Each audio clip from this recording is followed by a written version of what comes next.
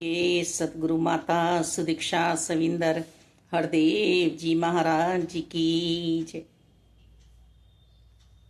हमने सतगुरु बाबा हरदेव जी से ब्रह्म ज्ञान की दात प्राप्त की और उस समय हमने 5 प्रण लिए कि हाँ मुझे मंजूर हैं, तन मन धन निरंकार का है, निरंकार का ही समझकर सेवाएं करनी है हर जगह, परिवार में भी। और दूसरा प्रण, अपने जाति वर्ण आश्रम का अभिमान नहीं करना है, दूसरों को छोटा नहीं समझना है। हम सभी एक परमपिता परमात्मा की संतानें हैं।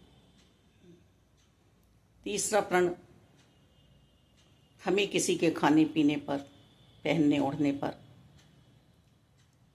आपत्ति नहीं जतानी है, उंगलियां नहीं उठानी है। हर जगह का अपना अपना खाना पीना है, अपना अपना पहरावा है। चौथा प्रण, कि घर में ही रह के भक्ति करनी है, भेषधारी साधु संत बन के मुझे किसी पर भार नहीं बनना है। और 5वां प्रण, कि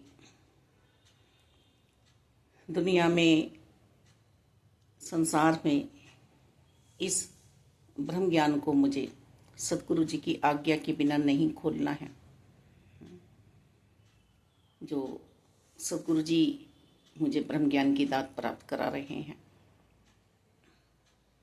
ये 5 प्रण हमें इसलिए दिए गए कि ब्रह्म ज्ञान की दात का मानवता के रूप में भी हम प्रयोग कर पाए।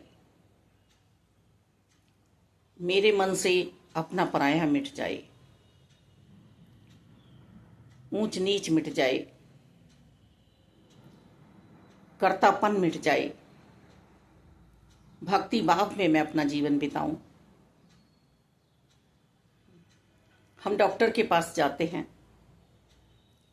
और डॉक्टर साहब कहते हैं कि दवाई तो मैं दूंगा पर परहेज करना होगा आपको। बिना परहेज के असर नहीं करने वाली है दवाई। हमारे जीवन में भी हुआ है कई बार ऐसा कि यदि परहेज कर सकते हैं तो आपको मैं दवाई देता हूँ।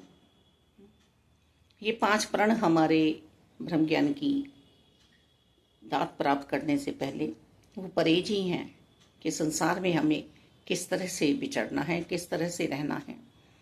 सन 1929 में पेशावर पाकिस्तान से संत निरंकारी मिशन का शुभ आरंभ हुआ। पहले ये प्रण नहीं थे। इसी बात को ध्यान में रखा गया कि संसार में ये आगे ब्रह्म ज्ञान की दात कोई भी आएगा और ले जाएगा और इसका दुरुपयोग भी करेगा। तो ये 5 प्रणों का आधार सन 1948 में प्राप्त कराया गया कि जो जन ब्रह्म ज्ञान की दात प्राप्त करने का जिज्ञासु है, पहले ये 5 प्रण मानने होंगे। और शास्त्रों के आधार पर ही यहाँ पर रिवीजन कराया जा रहा है। हर जगह यही लिखा हुआ है कि परमात्मा निराकार ही हैं और हर पल हमें परमात्मा के ध्यान में रहना है, योग में रहना है, इनसे विछोह नहीं करना है। तो यही बात हमारे समझ में आ रही है कि यहाँ धर्म परिवर्तन नहीं है, यहाँ शास्त्रों के, ग्रंथों के ऊपर ही भक्ति कराई जा रही है। जैसा लिखा गया है वो पूर्णतः यहाँ पर दर्शाया जा रहा है। फूल के मसलने में देरी है पर प्रभु के प्रकट होने में देरी नहीं है। ये संत समागम हमारे जीवन में महत्व रखते हैं क्योंकि निरंकार की कृपा से साकार सतगुरु जी मिले और साकार सतगुरु जी की कृपा से निरंकार मिले। और संत समागम बड़ी ही सौभाग्य से इसकी प्राप्ति होती है। संघर्ष में स्थिति आती रहेगी, हमारे अपने भी हम पे उंगली उठाएंगे, और हमारे अपनों के कारण दूसरे भी हम पे उंगली उठाएंगे। संतों पे तो उंगलियां उठी हैं कि चले जाओ यहाँ से, जिसका तुम गुणगान करते हो, जाओ वहां जाके बर्तन मांजो। जिनका हमारे जीवन में महत्व ही नहीं है, वो लोग भी संतों पे, महात्माओं पे उंगलियां उठाते हैं।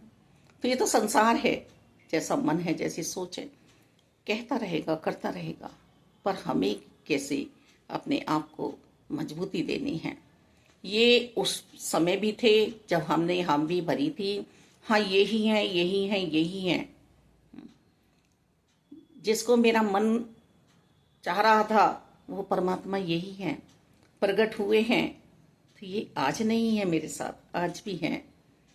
मन की मजबूती से मुझे काम लेना है, मन को कमजोर नहीं बनाना है। दुनियाई मोह माया मुझे जकड़ लेती है और मैं मीलों दूर निकल जाता हूँ। इस संघर्षमय स्थिति में मुझे सिर्फ और सिर्फ परमात्मा के योग में रहना है, ध्यान में रहना है। हाँ, दूसरों को समझाने के लिए हम शब्दों का इस्तेमाल करते हैं कि तुम ऐसा व्यवहार कर रहे हो अपने ही प्रियजन के साथ, ये तुम ठीक नहीं कर रहे हो। पर वास्तव में ये भैंस के आगे बीन बजाने वाली बात संतों महात्माओं के परिवारों में पूर्ण ब्रह्मज्ञानियों के साथ देखी जाती है। बाबा जी का वो वचन भी याद आता है मालिक, कि सपेरे ने सांप को टोकरी में बंद कर दिया, ये कहते हुए कि इंसान को इंसान ही काफ़ी है डसने के लिए। पर मैं बलिहारी जाती हूँ अपने सदगुरु बाबा हरदेव जी पर। आज सदगुरु माता सुदीक्षा जी सेवा सिमरन सत्संग करा रहे हैं और नूर नूर कर रहे हैं। भक्ति का आनंद प्राप्त हो रहा है, इस आनंद में मुझे रहना है। संसार की तरफ उंगली उठाने से पहले मुझे स्वयं को सुधारना है, स्वयं को सजाना है, संभालना है। आध्यात्मिकता का सफर है ये। लोग समझते नहीं है, जानते नहीं है, पहचानते नहीं है, पर कहते बहुत हैं, कहते बहुत हैं। तो यूं तो भगवान श्री कृष्ण जी को भी नहीं छोड़ा, श्री राम जी को भी नहीं छोड़ा, गुरु नानक देव जी को नहीं छोड़ा, ईसा मसीह जी को नहीं छोड़ा। तो हमारी तो औकात क्या है मालिक। अपना बता देते हैं कि हमने सतगुरु जी से 5 प्रण भी लिए, पर हम उन पे चल नहीं रहे हैं, और तो और मन भी नहीं दिया अभी तो गुरु को। मन में भी मेरा कर्ता भाव है। धन तो मेरा समझ ही रहे हैं कि मैं जो ला रहा हूं वो सिर्फ मेरा ही है। तन से भी सेवा नहीं हुई, क्योंकि ये तन भी मेरा है। हरे अभिमानी व्यक्ति मन तो कम से कम सौंप दे परमात्मा को। और ऐसे में बरकत नहीं हुआ करती हैं जहां ऐसे भाव होते हैं। ब्रह्मज्ञानी होना कोई नाम की बात नहीं है कि हम निरंकारी हो गए। करनी कथनी एक करनी पड़ेगी। हम इतना सह रहे हैं सभी को, तो ये सतगुरु जी की कृपा से। गृहस्थी में ही भक्ति करनी है, चौथा प्रण है। किस तरह से संत महात्मा भक्ति का लाभ उठा रहे हैं अपने जीवन में, परिवार में ही। पर हर पल जुल्म करने वाले जुल्म कर ही रहे हैं। पश्चाताप की बात कोई है ही नहीं। यदि इंसान पश्चाताप कर ले तो उसके पाप कर्म वहीं जल जाते हैं, भस्म हो जाते हैं। पर पीड़ाएं देते हैं संतों को, महात्माओं को। ऐसी ऐसी करनी कर बैठते हैं दातार। पर मेरा तो एक ही धर्म है, सतगुरु जी। मेरी तो एक ही सोच है, सतगुरु जी। मेरी तो एक ही परिभाषा है, सतगुरु जी। मेरा तो एक ही उद्देश्य है, सतगुरु जी। मेरी तो एक ही दिशा है, सतगुरु जी। शरीर कहीं भी रहे पर मन मेरे सतगुरु जी के चरणों में समर्पण है। शरणागति ली है सतगुरु जी की, रीडिंग हूँ अंत सांसों तक। मालिक, बहुत समझाने का प्रयास किया। सतगुरु जी जैसा कोई दाता नहीं है, सतगुरु जी जैसी कोई मत नहीं है। जहां बैठकर प्रभु ना भूलो, उससे उत्तम नहीं स्थान।